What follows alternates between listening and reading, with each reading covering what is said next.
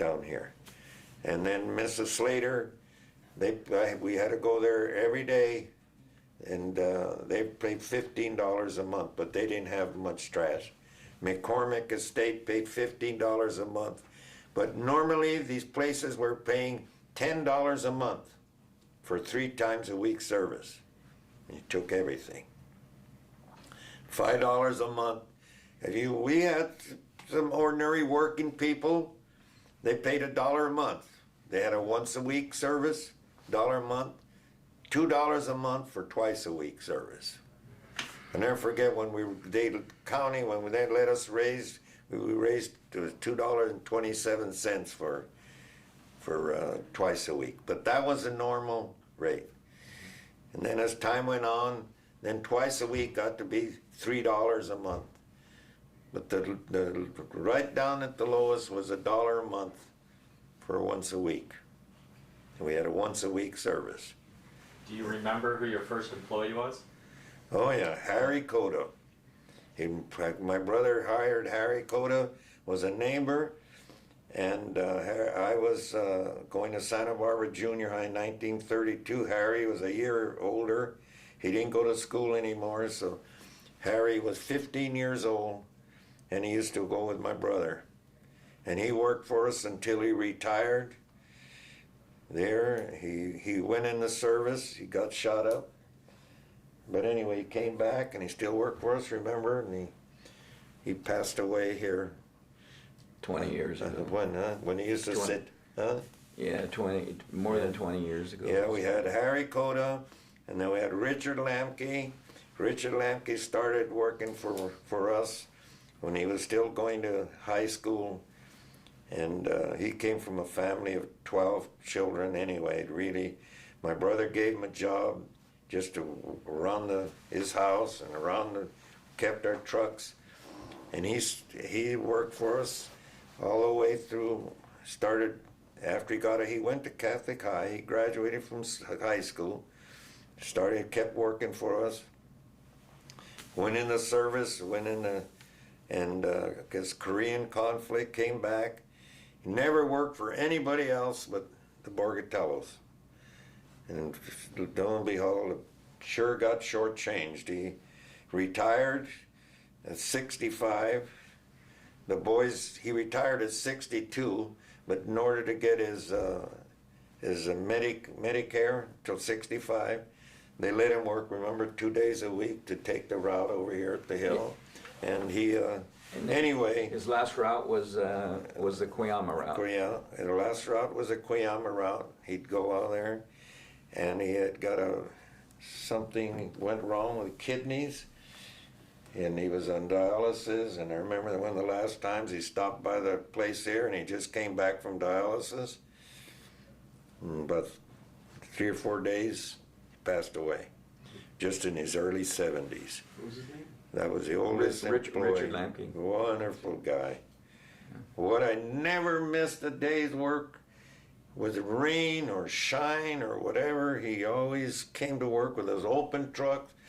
He always, right to the last man to work on an open truck and by himself. No, I don't need a helper. He had the Hope Ranch route. Never got a complaint over there. If we had a complaint, he'd say, my sister that worked for us, and then Laura, tell Richard something about her, left a can or something. I didn't leave a can. Don't worry, I'll take care of it. He'd take care of it the next. Anyway, that's the kind of employee we had. I will say, we have to say our employees really stayed with us a long time, you know. We gave them a good salary. We always started out with the benefits. To this day, when he came, we had a medical for him, retirement for him, which we have this day. That's why, just one other word, I think that's why the union never was able to get in here, because the fellows had all the benefits that the union could afford to give them. Yeah, in that regard, I was just going to say, what do you guys think makes Marborg unique? Well, like what you just said, that's what distinguishes you from the unionized larger companies. Right. What else makes Marborg look unique? at Channel was there. They went unionized. They were unionized 6 months or so. Well, they had a better deal when they were with Channel, and so they're one of the few companies that broke away from the union. And then they had a heck of a time getting out of the union after they got into the union. Stephen, I think is what really makes Marborg unique. Number one, we are a family business. And I don't think that there's any stronger business than a family business, providing the family sticks together. And that's what me and Dad and my brother and my son-in-law, my niece, and that's what makes us unique. And in the fact that we have a lot of young people coming up behind me and David that are capable, understand solid waste business, and Brian is a recycling freak, as you know. I don't want to call him a freak, but he's the one that designed that facility over there, and that's what makes us unique, that we've made the transition from a trash hauler to being a recycler as well, and that's what makes us unique, and going into the future will continue to make us, to set us aside, because not everybody wants to go spend a lot of money like we have in infrastructure, and it's easy to be just a collection company today. That's easy. That's the easy part. But it's what do we do with the material after, and plus all the men and women that work for Marborg are wonderful people, and we treat them well. Well, they always treated them right. And we expect an honest day's work, and because it's a two-way street, and I think those are the things that set Marborg aside. Well, I also think unique too is service. I've always, not always, when we first boys came aboard, instilled upon them to give the service.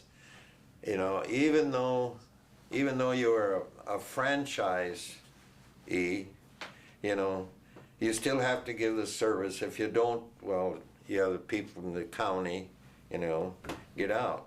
But because when we had the competition like we had, when I grew up and started, if you didn't give the service, like I mentioned before, if the people wanted you to go up in the back, inside of the back porch of there to get their cans, you know, or line their cans, if you didn't give the service, somebody else would step in to do it.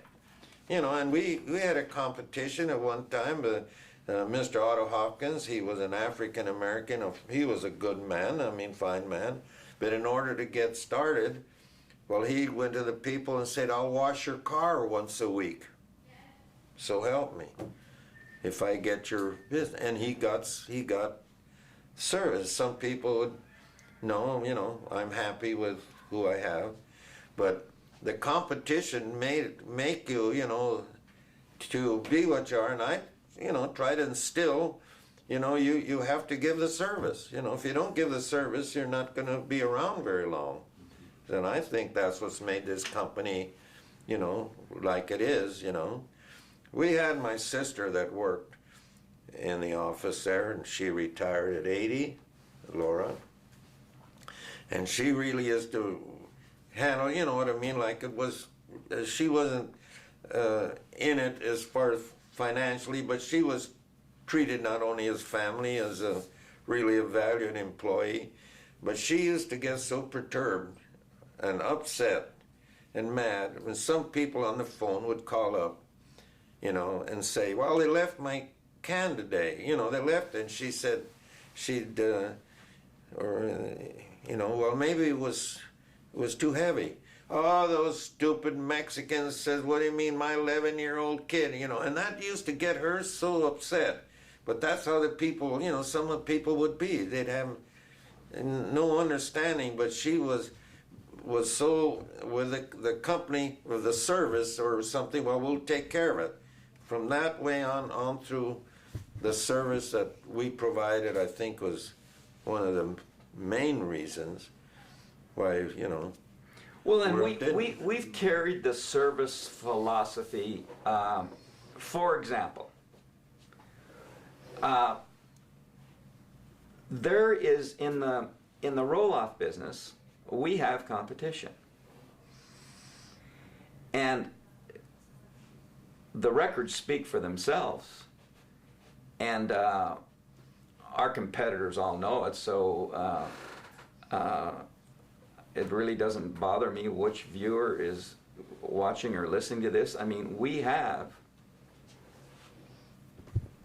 85% of the roll-off business in the entire Santa Barbara County. Now, I don't know what the city's stats are, but I would assume we probably are.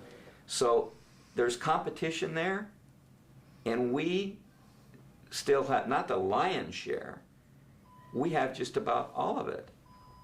And it is because of service. We treat whether a person is part of a franchise agreement where nobody else can come in and serve, or whether somebody else can do it.